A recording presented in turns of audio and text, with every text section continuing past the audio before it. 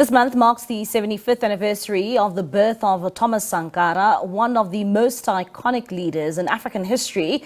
As the President of Burkina Faso from 1983 to 1987, Sankara spearheaded one of the most ambitious socio-economic and anti-imperialist programs on the continent, prioritizing self-reliance, equality and dignity for all. Known for his visionary policies, Sankara remains a symbol of resistance against neo-colonialism.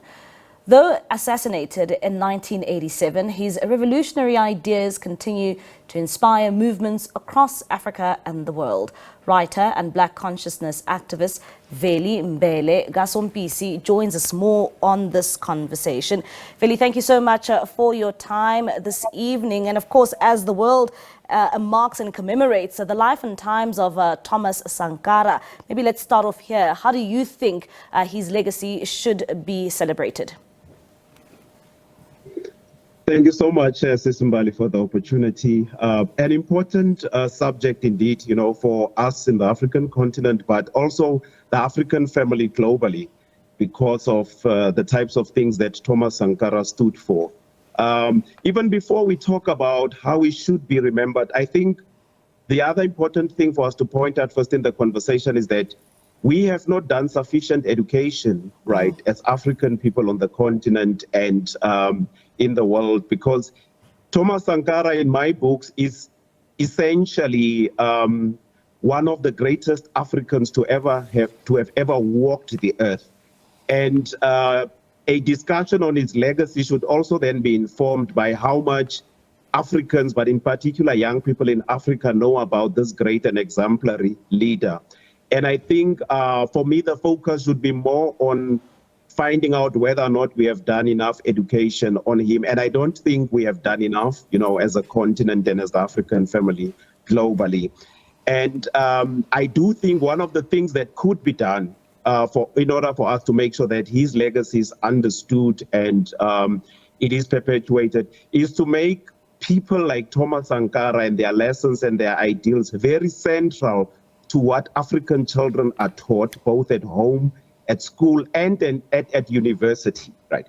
Because I think people like Sankara are deserving of that level of respect in the imagination of African people on the continent and globally. And in the context of what he stood for, particularly, through the decolonial programs that, he drew up, would you say that we are still quite far from reaching that as African people? Yes, sadly, and it's important that you locate him in the context of the decolonial struggle, because I think that's very apt.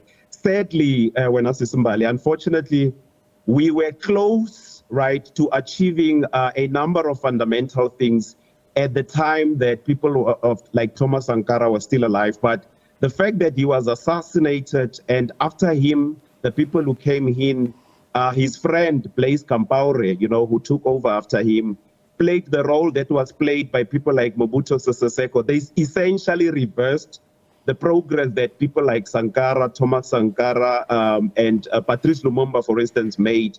And this is why today, your observation is actually very credible, that we are far from the types of things that Thomas Sankara wanted us to achieve. And this is because the types of strides he had made were consciously reversed, not just by Blaise Compaoré and company and other African leaders who were, cuddling with France, but also because foreign powers like France, the US, the UK, etc., actively played a part in reversing the types of things that Sankara did.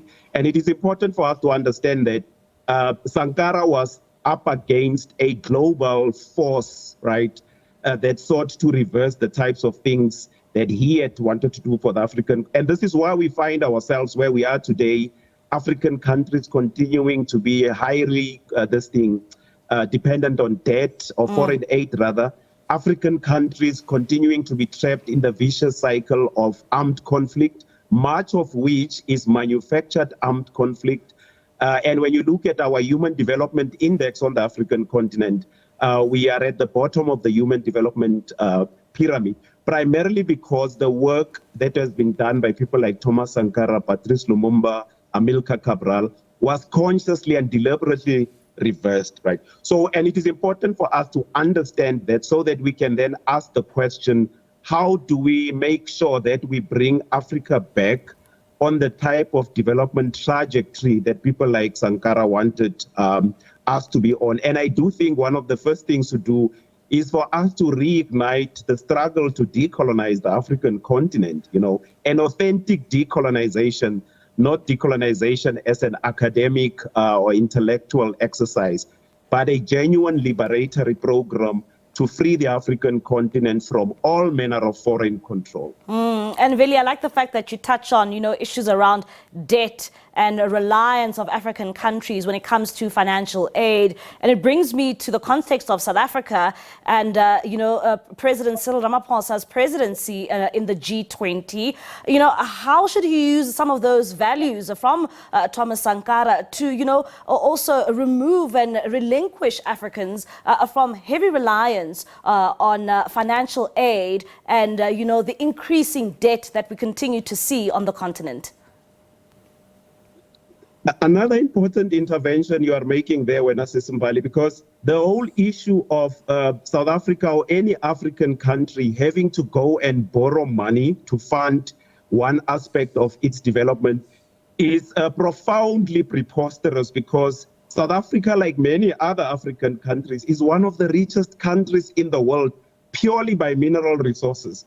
And it doesn't make sense why South Africa or any other African country should be going with a begging bowl to any other Western or other country to, to fund its development and to ask for it. And in fact, credible studies that I have interacted with suggest that in the last 50 years or so, the amount of money that African countries went to borrow was the equivalent of the amount of money that was being stolen out of the continent through what is called illicit financial outflows, which then means that we are actually borrowing money, right, from foreign governments or agencies that we don't need, because that money does exist on the continent.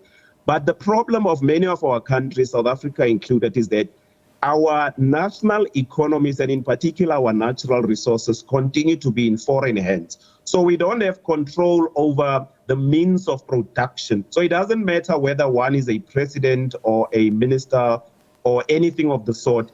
If you don't have control over the means of production as an African leader, right, you have one or two options. The first one is to wrestle the control of those means of production, or to choose the path of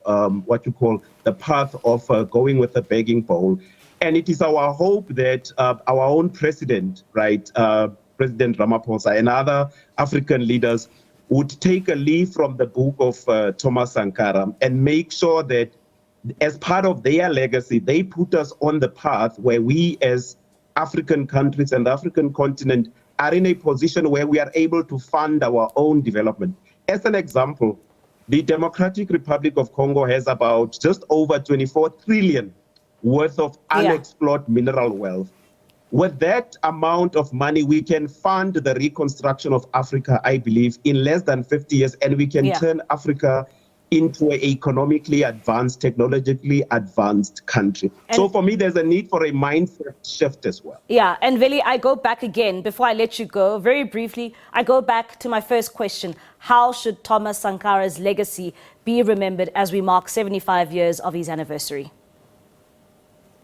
First thing is, let's inform ourselves and make sure we understand what he stood for.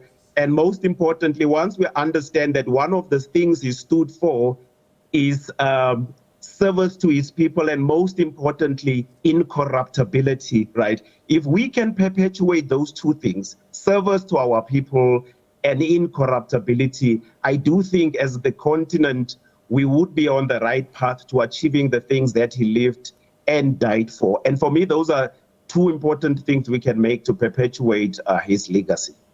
Veli, thank you so much for your time this evening. That is Veli Mbele, kaSompisi, writer and Black consciousness activist, talking there about the legacy of Thomas Sankara.